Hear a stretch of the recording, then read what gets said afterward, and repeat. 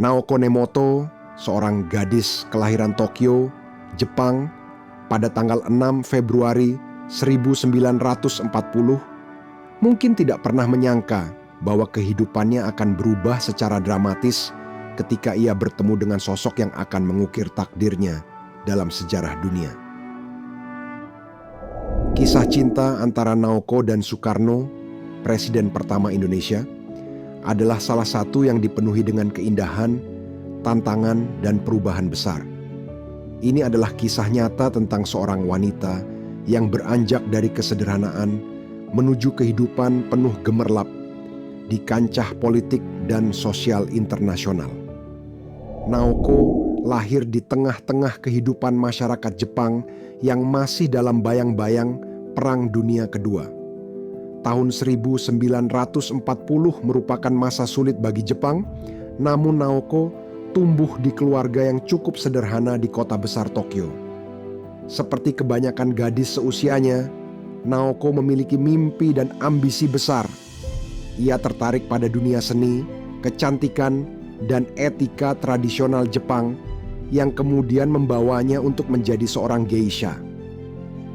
Geisha dalam budaya Jepang adalah seniman yang memadukan seni hiburan, tari, musik, dan percakapan halus. Meski tidak sepenuhnya geisha pada definisi tradisional, Naoko di usianya yang muda telah menunjukkan bakat dalam seni ini. Saat bekerja di lingkungan yang penuh prestis di kota Tokyo, ia sering berinteraksi dengan para tokoh-tokoh penting, baik dari Jepang maupun luar negeri. Disinilah, tanpa disangka, ia akan bertemu dengan seseorang yang akan mengubah hidupnya secara drastis. Pada tahun 1959, Naoko yang baru berusia 19 tahun bertemu untuk pertama kalinya dengan Soekarno yang saat itu sedang melakukan kunjungan diplomatik ke Jepang. Soekarno yang lahir di Blitar pada tanggal 6 Juni 1901 dikenal sebagai tokoh besar yang memimpin perjuangan kemerdekaan Indonesia dari penjajahan Belanda. Selain itu, ia juga seorang pemimpin yang karismatik dengan visi besar untuk dunia ketiga dan gerakan non-blok.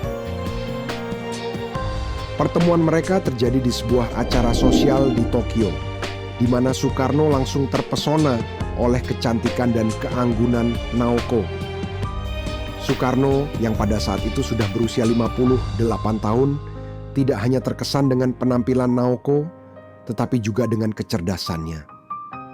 Meskipun ada perbedaan usia yang cukup besar, yaitu sekitar 39 tahun, keduanya menjalin hubungan yang semakin dekat setelah beberapa kali bertemu.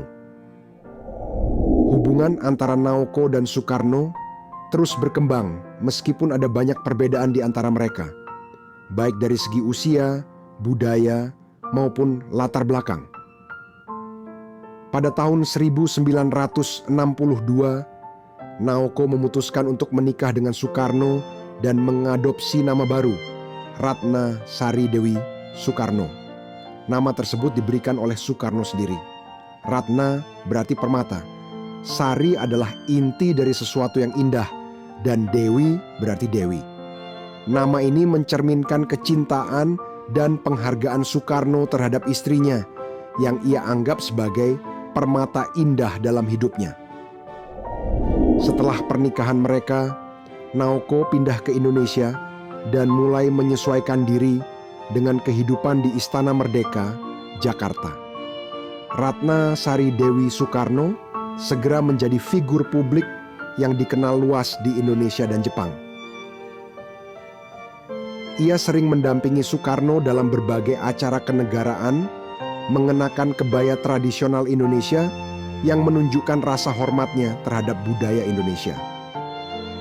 Di sisi lain, Dewi juga dikenal dengan gaya hidupnya yang glamor, sering terlihat mengenakan pakaian modern dan elegan saat berkunjung ke luar negeri bersama sang suami.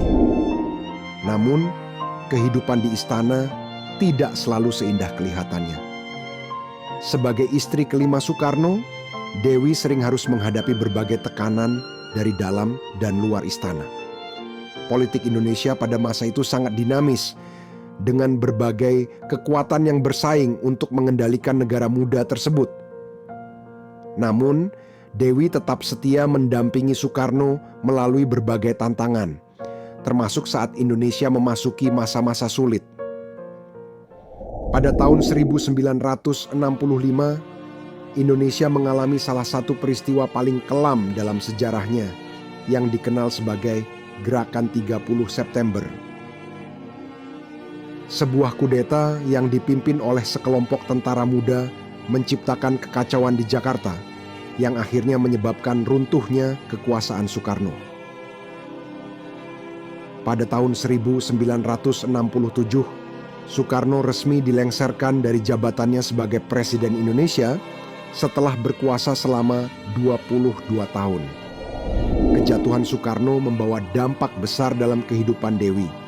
Pada saat itu, ia memutuskan untuk meninggalkan Indonesia bersama putri tunggalnya, Kartika Sari Dewi Soekarno, yang lahir pada bulan Maret 1967. Mereka pindah ke Jepang, di mana Dewi harus memulai kehidupan yang baru, jauh dari gemerlap politik dan kekuasaan yang pernah ia kenal. Meski Soekarno tidak lagi berkuasa, Dewi Soekarno tetap mempertahankan hubungannya dengan sang suami hingga Soekarno meninggal dunia pada tanggal 21 Juni 1970 di Jakarta. Setelah kematian Soekarno, Dewi Soekarno terus mengenang mantan presiden tersebut dengan penuh cinta dan hormat. Ia sering berbicara dalam berbagai wawancara tentang bagaimana Soekarno adalah seorang pemimpin besar yang sangat mencintai Indonesia dan selalu berjuang untuk rakyatnya. Setelah kembali ke Jepang, Dewi Soekarno memulai karir baru sebagai pebisnis dan filantropis. Ia terlibat dalam berbagai kegiatan amal, termasuk mendirikan yayasan untuk membantu anak-anak yang membutuhkan pendidikan di berbagai negara. Selain itu, Dewi juga menjadi tokoh publik di Jepang dan beberapa negara lain, di mana ia sering diundang untuk berbicara dalam acara-acara internasional. Namun, kehidupan Dewi juga diwarnai dengan kontroversi. Pada tahun 1992, ia terlibat dalam insiden di New York yang menarik perhatian media internasional. Meski demikian, Dewi berhasil mengatasi berbagai rintangan dan tetap menjalani hidup dengan anggun.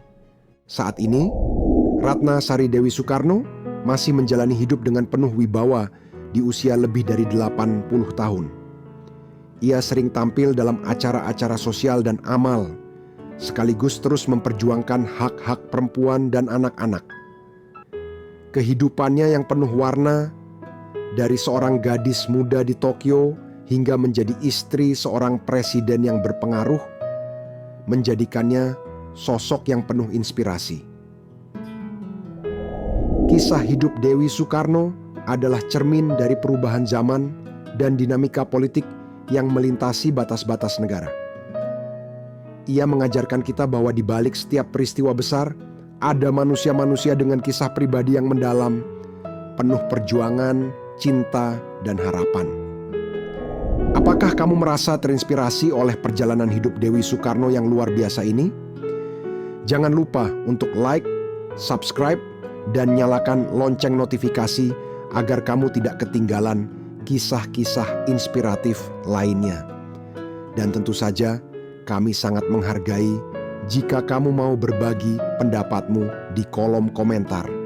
Terima kasih telah menonton dan sampai jumpa lagi di kisah berikutnya.